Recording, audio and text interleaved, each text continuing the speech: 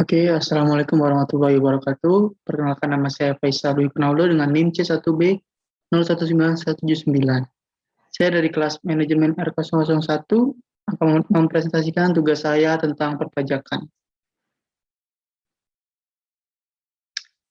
Oke, langsung saja kita mulai.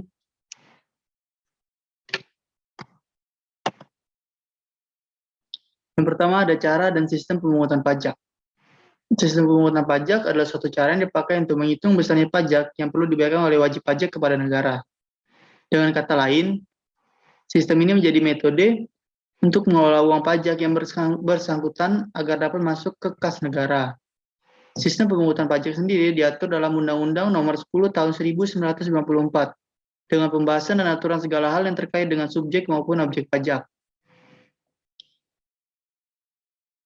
Ada beberapa cara dan sistem pemungutan pajak. Yang pertama kita lihat dari sel-sel, yang kedua bisa kita lihat dari asas, dan yang ketiga bisa kita lihat dari sistemnya.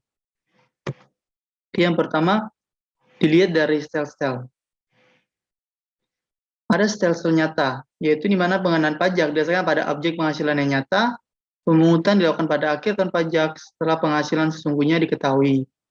Pajak lebih realistis, tapi baru dapat dikenakan di akhir periode.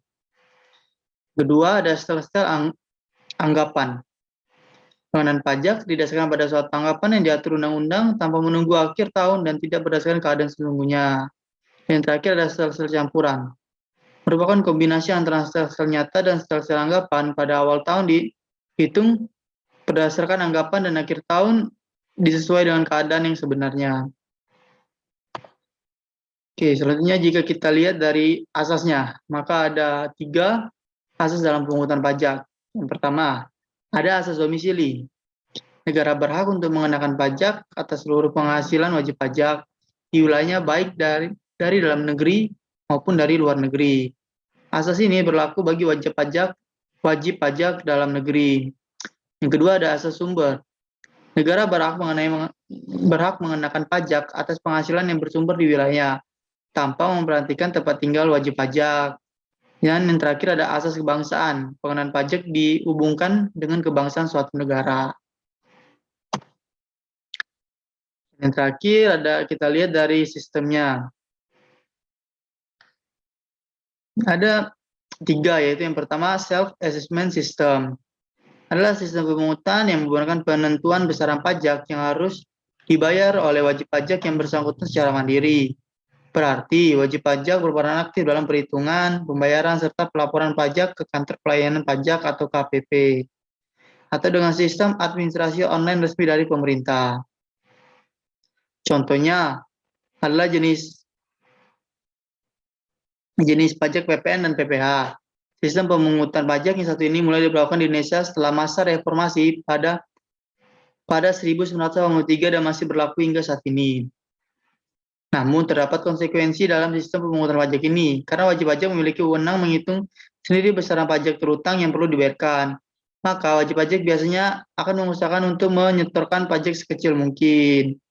Ciri-ciri sistem pemungutan pajak self-assessment adalah penentuan besaran pajak terutama dilakukan oleh wajib pajak itu sendiri. Wajib pajak berperan aktif dalam menuntaskan kewajiban pajaknya mulai dari menghitung, membayar, hingga melaporkan pajak. Pemerintah tidak perlu mengeluarkan surat ketetapan pajak, kecuali jika wajib pajak telat lapor, telat bayar pajak terutang, atau terdapat pajak yang seharusnya wajib pajak bayarkan namun tidak dibayarkan. Oke, yang kedua ada official assessment system. Official assessment system adalah sistem pemungutan pajak yang menggunakan wewenang dalam penentuan besaran pajak, terutang fiskus maupun aparat perpajakan sebagai pemungutan pajak. Dengan sistem official assessment system, wajib pajak memiliki sifat pasif dan pajak terutang pun adalah ketika fiskus mengeluarkan surat ketetapan pajak.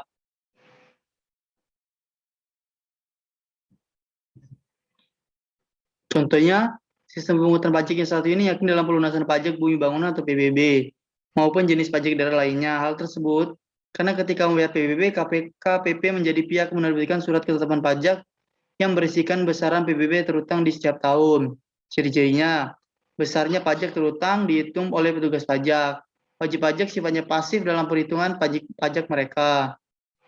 Pajak terutang adalah setelah petugas pajak menghitung pajak yang terutang dan menerbitkan surat ketetapan pajak. Pemerintah memiliki hak penuh dan menentukan besaran yang wajib pajak dibayarkan. Dan yang terakhir ada withholding system. Sistem pemungutan yang memberikan otoritas kepada pihak ketiga dan penentuan besaran pajak terutang wajib pajak. Pihak ketiga ini masuk bukan berasal dari pemerintah maupun wajib pajak yang bersangkutan. Contohnya adalah pemotongan penghasilan karyawan yang dilakukan oleh bendahara instansi terkait. Jadi karyawan tidak perlu lagi pergi ke KPP untuk membiarkan pajak tersebut. Jenis pajak yang menggunakan withholding system di Indonesia adalah PPh pasal 21, PPh pasal 22, PPh pasal 23, PPh final pasal 4 ayat 2 dan PPN.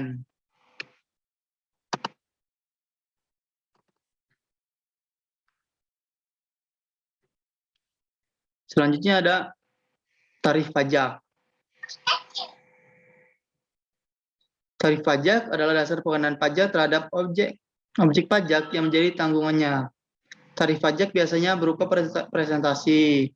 Dasar pengenaan pajak adalah nilai berupa uang yang dijadikan untuk menghitung pajak yang terutang. Secara struktural, menurut tarif pajak dibagi dalam 4 jenis, yaitu tarif progresif. Tarif pajak progresif merupakan tarif pungutan pajak yang mana presentasi akan naik sebanding dengan dasar pengenaan pajaknya. Di Indonesia, itu sendiri tarif pajak progresif ini diterapkan untuk pajak penghasilan PPh, wajib pajak orang pribadi seperti lapisan penghasilan kena pajak atau PKP sampai 50 juta, tarif pajaknya 5%. Lapisan PKP lebih dari 50 sampai 250 juta, tarif pajaknya 15%. Lapisan PKP lebih dari 250 sampai 500 juta, tarif pajaknya 25%. Lapisan BKP di atas 500 juta, tarif pajaknya 30%. Jadi yang kedua ada tarif degresif. Tarif degresif ini kebalikan dari tarif progresif. Artinya tarif pajak ini merupakan tarif pajak yang presentasinya akan lebih kecil dari jumlah yang dijadikan dasar pengenaan pajak tinggi, atau presentasi tarif pajak akan semakin rendah ketika dasar pengenaan pajak semakin meningkat. Jadi jika presentasinya semakin kecil, jumlah pajak terutang tidak ikut mengecil, melainkan bisa jadi lebih besar karena jumlah yang dijadikan dasar pengenaan pajak semakin besar. Yang ketiga ada tarif proporsional.